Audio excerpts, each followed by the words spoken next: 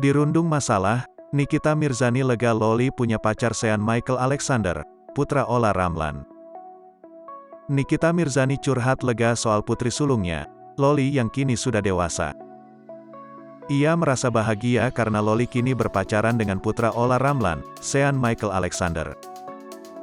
Kini putri sulung Nikita Mirzani, Laura Meuzani alias Loli sedang menjalin asmara dengan Sean. Diketahui Olla Ramlan dan Nikita Mirzani mengetahui hubungan asmara Laura Meuzani alias Loli dengan Sean. Olla Ramlan dan Nikita Mirzani pun mendukung hubungan Loli dan Sean. Nikita Mirzani ungkap dirinya tidak takut jika Loli memiliki hubungan dengan Sean. Jadi karena Loli ketemunya sama laki-laki baik, aku nggak worry kalau aku ninggalin Laura sama Sean ini, ungkap Nikita. Lebih lanjut, Nikita menilai Sean merupakan pria yang baik.